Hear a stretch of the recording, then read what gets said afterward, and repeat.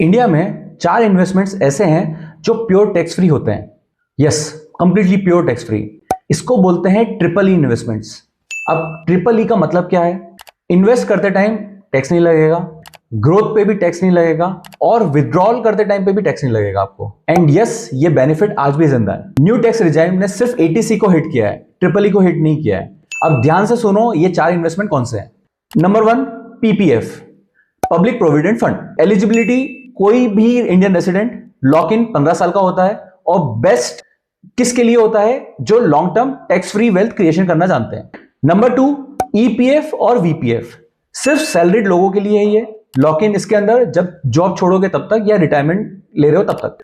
Condition याद रखना, 5 साल की सर्विस के बाद में विड्रॉल कंप्लीटली टैक्स फ्री रहता है इसके अंदर। नंबर 3, सुकन्या समृद्धि योजना, सिर्फ गर्ल चाइल्ड के लिए है ये। एज लिमिट 10 साल, लॉक इन 21 साल या मैरिज तक ये लॉक इन रहता है।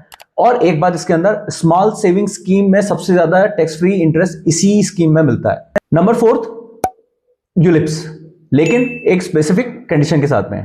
प्रीमियम 2.5 लाख रुपीज से कम पर होना चाहिए। मिनिमम 5 साल होल्ड करना जरूरी है इसके अंदर। मार्केट लिंक ग्रोथ प्लान रहता है ये। इंश्योरेंस डेफिनेटली कवर रहता है और मैच्योरिटी जो रहती है वो टैक्स फ्री रहती है इसके अंदर। तो याद रखो, न्यू टैक्स रिजाइम ने प्लानिंग को खत्म नहीं किया है, बस गलत प्लानिंग को खत्म किया है। ट्रिपल ई इन्वेस्टमेंट का सबसे बड़ा फायदा क्या है? Tax free compounding. और कंपाउंडिंग जब टैक्स फ्री होती है ना, तो वेल्थ साइलेंटली बनती है। इसका हमेशा आप ध्यान रखो। Thank you so much.